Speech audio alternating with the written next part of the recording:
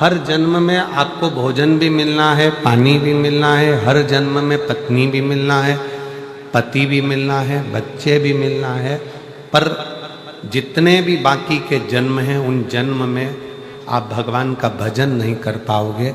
भजन तो केवल मनुष्य की देह में ही मिलता है। केवल एक मानव का शरीर ऐसा है जिस शरीर से हम भगवान का भजन कर सकते। भजन करने के लिए तो केवल एक मानव का शरीर है जिसको भगवान ने दिया है और इससे हम भजन कर। बाकी के किसी शरीर से हम भगवान का भजन नहीं कर सकते। 83,99,999 योनियां भजन करने के लिए नहीं मिली, पर एक योनि है 84,00,000वें नंबर की, वो है ये मानव की योनि, जिसमें आपने कुछ अच्छा कर लिया तो हो सकता है कि अगला जन्म हमारा हो ही ना और हम भगवान शंकर की शरणागति में विराजमान।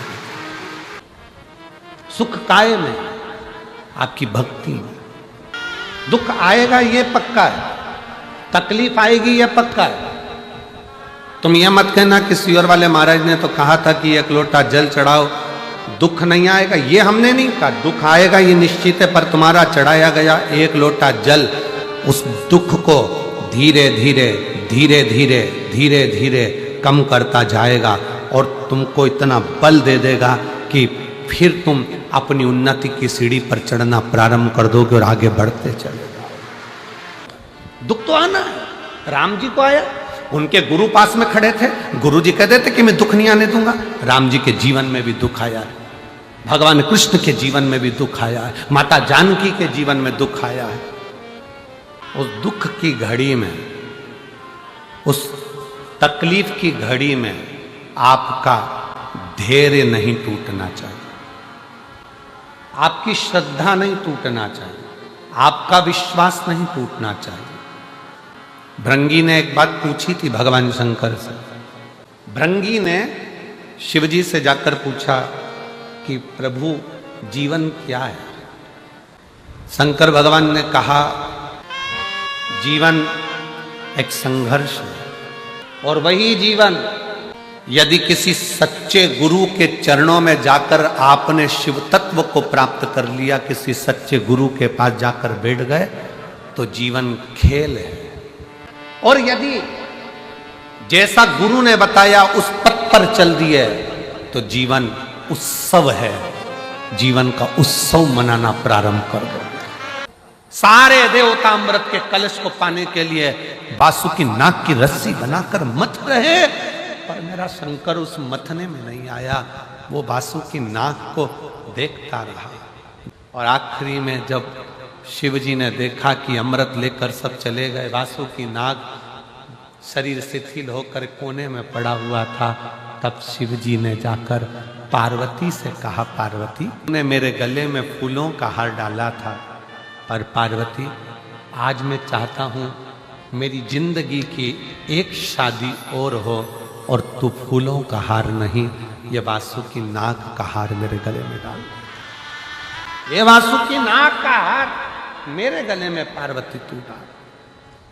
जैसे ही पार्वती जी ने वासुकी नाग को उठाया है, वासुकी नाग की आंख से जल गया। मां कौन पुण्य मैंने करा होगा, मैं तो चरण में रहने के लायक भी नहीं हूं, सांप हूं। लोग स्वप्न में भी सांप देखते हैं तो समझ में आता है कि काल आ रहा। मरे हुए मुर्दे को, अर्थी को देखते हैं तो खुशियां मनाते हैं कि मुर्दा दिख गया, मतलब कोई शुभ सगुन है। पर सांप दिखे तो भी लोग कहते हैं कि बेकार काल होता। मेरे जैसे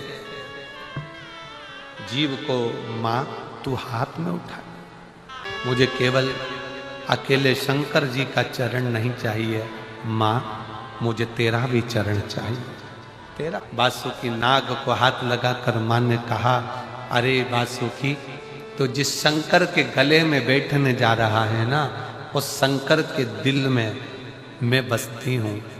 केवल तू अकेले शिव के गले का नहीं, मेरे भी चरणों का आनंद लेने वाला होगा। तू साधारण कहाँ है, जितने यहाँ पंडाल में बैठकर भटिंडा की भूमि पर पंजाब की धरा पर बैठकर कथा सुन रहे हो, जितना कष्ट मिले मिलने दो, तुम शंकर की शरणागति मत छोड़ना।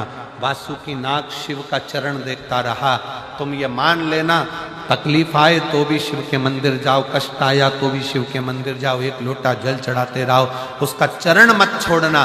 तुम उसका चरण नहीं छोड़ोगे तो वो तुम्हारे ऊपर दृष्टि बनाकर एक दिन तुम्हें भी हार बनाकर उच्च पत्थर में डूब गया, पूरे मार्केट में बात फैल गई, पूरा डूब गया, दुकान भी डूब गई, व्यापार डूब गया, सारा कर्जा कर्जा कर्जा कर्जा कर्जा कर्जा हो गया, सब डूब गया। और उस बीच में तुम रिश्तेदार के पास जाओ कि मुझे 5 लाख की, 2 लाख की, 3 लाख की जरूरत है। रिश्तेदारों को मालूम पड़ गया कि ये कर्जे में है, बहुत डूब चुका है, कुछ नहीं बचा। बहन के पास जाओ, रिश्तेदारों के पास जाओ तो बहन के ही बच्चे कहते थे, मम्मी देना मती, पूरा मार्केट में डूबा पड़ा हुआ है, बिल्कुल कुछ नहीं है, लौटाएगी कहां से मासी, देगा कहां से मामा, काका क्या करेगा, कैसे देगा, कोई नहीं देगा साहब, कोई नहीं। ए मेरी जीजियों, सबके पास जाकर देख लो, फिर आखिरी में जब कहीं से कोई व्यवस्था ना हो, तब एक दुर्वा, एक बेलपत्र, एक लोटा जल, दुर्वा सुख सुंदरी पर, बेलपत्र शिव पर और एक लोटा जल दक्षिण में खड़े होकर उत्तर की ओर मुख कर कर शंकर को चढ़ाना चालू कर दो। फिर देखो 5 की नहीं 10 की व्यवस्था वो कर दो। एक दुर्वा, एक बेलपत्र, एक लोटा जल, दुर्वा चढ़ाओ अशोक सुंदरी वाली जगह पर, डंडी रहे उधर शिव की तरफ, दुर्वा की खिला हुआ भाग, एक बेलपत्र शंकर के शिवलिंग पर और खड़े हो जाओ, दक्षिण में बैठ जाओ, दक्षिण में उत्तर की ओर मुख कर कर दोनों हाथों से शंकर को जल चढ़ाना प्रारंभ करो। 8-10 दिन, 15 दिन, 20 दिन बाबा को चढ़ा कर देखो, फिर रिश्तेदारों से मांगने की जरूरत नहीं पड़ेगी। वो ऐसी प्लानिंग करेगा कि तेरा भंडार खुद भरना। हृदय से उसको पुकारो, और जब हृदय से पुकारोगे तो शिव तक कैसे ना।